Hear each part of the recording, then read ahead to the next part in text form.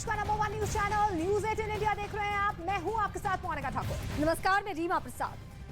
नमस्कार, मैं हूं आपके साथ अंकिता दुबे। श्रद्धा मर्डर केस ने पूरे देश को दहला कर रख दिया और इस बीच ये बड़ी अपडेट आपको बता दें, मर्डर केस से जुड़ी हुई। मर्डर केस में आज छठे दिन भी पुलिस की टीम महरौली के जंगल में जांच के लिए पहुंची है और आज भी महरौली छतरपुर के घने जंगलों में श्रद्धा के शरीर के टुकड़ों को तलाशने के लिए सर्च ऑपरेशन जारी है। पुलिस जंगल में मिल रहे संदेहास्पद अवशेषों की जांच पड़ताल आज भी कर रही है।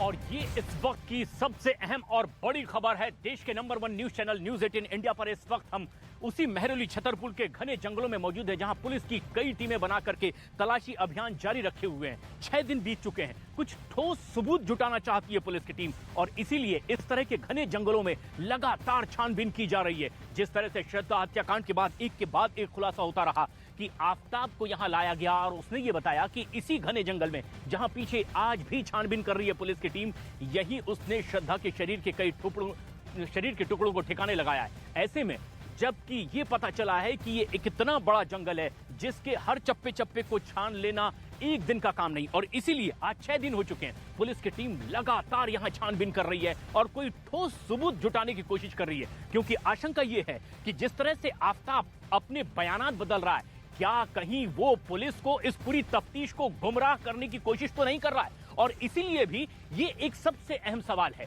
कि लगातार छानबीन के बावजूद क्या पुलिस को कुछ ठोस अब तक मिल पाया है।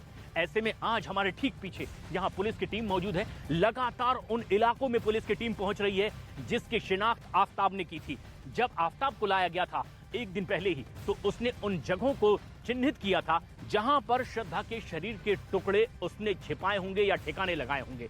ऐसे में आज भी जब छठे दिन पुलिस की टीमें यहां पर लगातार तफ्तीश कर रही है, एक के बाद एक अगर हम देखें तो यहां पुलिस के कई जवानों की मौजूदगी है और रात दिन जंगल के चप्पे चप्पे को छाना जा रहा है। यहां पूरी मुस्तैदी से किसी भी सुराग को वो नजरअंदाज नहीं कर रहे हैं। ऐसे में सबसे खास बात यह है कि क्या 6 दिन बाद भी पुलिस के हाथ कुछ ठोस लग पाया है। इसी को तलाशने के लिए आज पुलिस की टीम यहां पर मौजूद है। लेकिन वहीं दूसरा सिरा मुंबई से जुड़ता है, मुंबई के उपनगर में वसई में, जहां पर यह बात सामने आई कि ये लड़की घायल होने के बाद अस्पताल पहुंची थी। इसे चोट किसने दिए थे, अब इसकी तस्वीर जो सामने आई है, उनके दोस्तों से भी पूछताछ हो रही है, क्योंकि श्रद्धा के दोस्त भी कई अहम खुलासे कर रहे हैं। ऐसे में बड़ी तफ्तीश आज यहां दिल्ली के छतरपुर और महरौली के जंगलों में चल रही है। पुलिस की टीम लगातार चप्पे चप्पे में छानबीन कर रही है। इतना बड़ा जंगल है कि एक दिन में शायद इसे तलाश पाना बेहद मुश्किल है और इसीलिए भी हम दूर दूर तक देखते हैं पुलिस के साथ में डॉग स्क्वाड है, यानी कि लगातार उस रास्ते से गुजरने की कोशिश हो रही है जहां से आफताब इसे लेकर आया था। जब आफताब को इस जंगल में लाया गया था, मैंने भी उनसे कई वो सवाल पूछे थे कि क्या वो यहीं पर शरीर के टुकड़ों को ठिकाने लगाने के लिए पहुंचा था, क्या उसने इसकी हत्या करके इसी जंगल का इस्तेमाल किया था, कब कब वो इस जंगल में पहुंचा है, क्योंकि शरीर के कई टुकड़े एक एक करके वो ठिकाने लगाता रहा है। ऐसे में खास बात यह है कि इस जंगल में अब तक की तफ्तीश से पुलिस को क्या हासिल हो पाया है। ऐसे में जबकि 5 दिन की एक बार फिर रिमांड मिली है, इससे पहले 5 दिन के रिमांड में उससे पूछताछ हुई थी, अब एक बार फिर पुलिस ये जानना चाहती है कि आखिर उसे हासिल क्या हुआ है, क्योंकि ठोस चीज जिसे वो कोर्ट में सबूत के तौर पर पेश कर सके। लेकिन यहां जंगल में जिस तरह से कई एक्सपर्ट्स की मौजूदगी में हमारे सहयोगी ने यह भी जानने की कोशिश की कि इतने दिन बाद, जबकि हत्या 6 महीने पहले हुई थी, क्या तफ्तीश में कोई ठोस चीज उन्हें मिल सकती है या फिर सबूत मिट जाने की भी आशंका बरकरार है। हमारे सहयोगी यही जानने की कोशिश कर रहे थे एक्सपर्ट्स के साथ। कहते हैं अपराधी कितना भी शातिर क्यों ना हो, कोई ना कोई ऐसे सुराग वो जरूर छोड़ देता है जिसकी मदद से कानून उसकी सजा तय करती है। और आफताब ने भी कुछ ऐसा किया। इन जंगलों में वो आया अपने गुनाहों को छुपाने के लिए, लेकिन अब इन्हीं जंगलों में आगे बढ़कर पुलिस भी तलाश कर रही है और हमारे साथ कुछ एक्सपर्ट्स हैं। सबसे पहले हम उनसे ही जान लेते हैं कि जब एक अपराधी आता है वो यहाँ पर अपने करतूत को छिपाता है, लेकिन जब इन्वेस्टिगेशन आगे बढ़ती है तो वो किस लाइन पर आगे बढ़ती है। जब पुलिस जंगल में आई तो किस लाइन पर उसने अपनी इन्वेस्टिगेशन की शुरुआत की होगी। सबसे पहले बतौर फॉरेंसिक एक्सपर्ट मैं आपसे ही समझना चाहूँगी। जी देखिए, ऐसा जो क्राइम सीन होता है ये सेकेंडरी क्राइम सीन कहा जाता है और जब पहला बताया जाता है कि इस पर्टिकुलर प्लेस पे उसने पीसेस फेंके, उसके बाद से दूसरे पीसेस को कलेक्ट करना, क्यों चेन टू चेन जोड़ना, एक एक चीज़ को कलेक्ट करना, उनको प्रॉपरली पैक करना हमारा काम होता है बीइंग अ फॉरेंसिक एक्सपर्ट। कैसे एक दूसरे को जोड़ना, ये बहुत बड़ा एस्पेक्ट होता है बीइंग अ फॉरेंसिक एक्सपर्ट कि हम पहले क्राइम जहाँ पे पहला फेंका, जनरली इंडिविजुअल क्या कहता है जहाँ पे पहला फेंकता है सेकेंड टाइम भी वही कोशिश करता है, क्योंकि वो फर्स्ट टाइम सक्सेसफुली वहाँ पे डंप कर दिया होता है। सो उसके आसपास के नियर बाई एरिया को सर्च करना एंड साथ के साथ ये ख्याल रखना कि कहीं वो मिसगाइड तो नहीं कर रहा है। तो इन सारी चीज़ों, इन पहलुओं को ध्यान में रखते हुए फॉरेंसिक इन्वेस्टिगेशन आगे बढ़ती है। सबसे पहले तो आपसे मैं यही समझना चाहूंगी, क्योंकि हम जिक्र कर रहे थे उस एविडेंसेस का, 6 महीने हो चुके हैं करीब। आप बता रहे थे कि इस तरीके से ये पॉसिबल है, ये मुमकिन है कि जो अपराधी है आफ्ताब जो यहाँ पर आया, उसके बाल फंसे हो सकते हैं झाड़ियों में, उसके कपड़ों के टुकड़े फंसे हो सकते हैं, लेकिन क्या उसे कलेक्ट कर पाना इतने दिनों बाद मुमकिन हो पाएगा? देखिए, जैसे अभी हम लोग आए यहाँ से, सो हमारे कपड़े फंसे, बाल फंसे, तो मल्टीपल टाइम आया है, जैसे बताया गया है मल्टीपल टाइम को। जैसे मैं अगर आपको बताऊँ कि जब हम यहाँ से आए, सो जब यहाँ से निकल रहे थे इस रास्ते से, तो ये हमारे हेयर जो है, बाल यहाँ पे आया, और ये जो है आप देखें ऐसे हमारे ये सैंपल ये फंसा, राइट। सो ये फाइबर अगर इसमें फंसा रह गया, एक बार आया, 2 बार आया, क्योंकि घना जंगल है।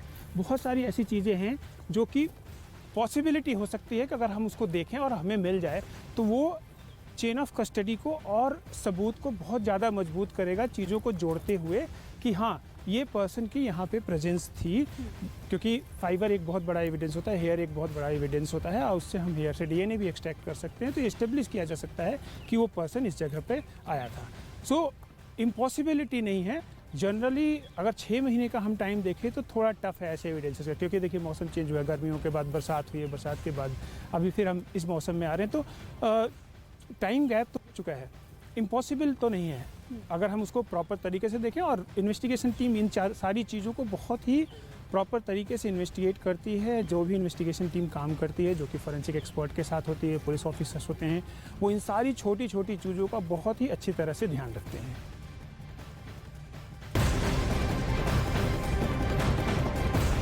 अहम खबर है इस वक्त की, बड़ी खबर देश के number 1 news channel news 18 India पर इस वक्त की। अब श्रद्धा के दोस्त गॉडविल और राहुल को भी पूछताछ के लिए पुलिस ने बुलाया है, और ऐसे में राहुल पहुंच भी चुके हैं मानिकपुर स्टेशन पर। इनसे पूछताछ हो रही है, जबकि गॉडविल ने वो तस्वीर जाहिर की थी पूरे जमाने के सामने जिसमें श्रद्धा के चेहरे पर चोट के निशान पाए गए थे। गॉडविल ने बताया था कि किस तरह से उसके साथ मारपीट की जा रही थी, और अब पुलिस उनके दोस्तों से भी पूछताछ कर रही है, और दोनों ही अब पूछताछ के लिए पहुंच चुके हैं। दिवाकर सिंह हमारे सहयोगी इस वक्त मुंबई से हमसे सीधे जुड़ रहे हैं। दिवाकर, क्या अब तक की तफ्तीश में और जिनसे अभी पूछताछ होनी है, किस किस तरह के सवालात उनसे हो सकते हैं?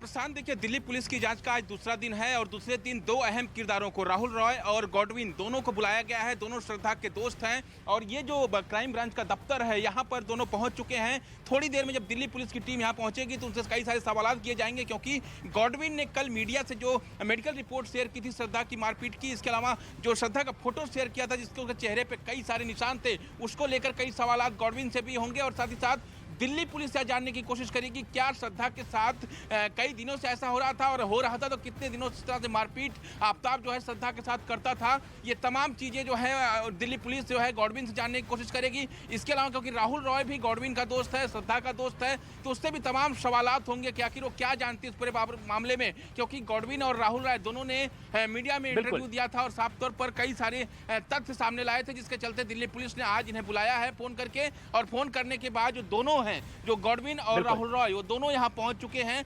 थोड़ी देर बाद दिल्ली पुलिस की टीम यहाँ मुंबई आई हुई है, वो यहाँ पहुंचेगी और बाकायदा उनसे पूछताछ की जाएगी, जानकारियां ली जाएगी। और ये बड़ी खबर है, ये बड़ी खबर दे रहे हैं आप दिवाकर की, जो दिल्ली पुलिस की टीम मुंबई में पहुंची हुई है वो श्रद्धा के दोस्तों से पूछताछ कर रही है। उन्हें बुलाया गया स्टेशन पर, और राहुल रॉय बातचीत के लिए अपनी जानकारी देने के लिए पहुंच भी चुके हैं, जिनका बयान दर्ज किया जाएगा। लेकिन सबसे खास और अहम बात ये कि अभी भी चप्पे चप्पे पर पहुंची हुई है पुलिस इसी मेहरौली और छतरपुर के जंगल में, जहां पर कोने कोने को तलाशना चाहती है, खंगालना चाहती है पुलिस कि क्या कहीं कोई सुराग उनके हाथ लग सकता है, क्योंकि ये इतना बड़ा जंगल है कि यहां अगर 6 महीने पहले हत्या करके किसी शरीर के टुकड़ों को अलग अलग बिखेर दिया गया हो तो उसके सबूत को कैसे जुटाया जाए। और ये एक बड़ी मशक्कत है पुलिस के लिए, और इसीलिए पुलिस की टीम यहां चप्पे चप्पे पर मौजूद है। हमारे पीछे ही यहां दिल्ली पुलिस की टीम उन इलाकों में पहुंच रही है जिसकी शिनाख्त एक बार फिर उसने की थी आरोपी ने, और उसके बाद उन्हें यहां लेकर आया था। लेकिन बड़ा सवाल यह है कि क्या 6 महीने तक सबूत अभी भी ठोस उस तरह से मिल सकते हैं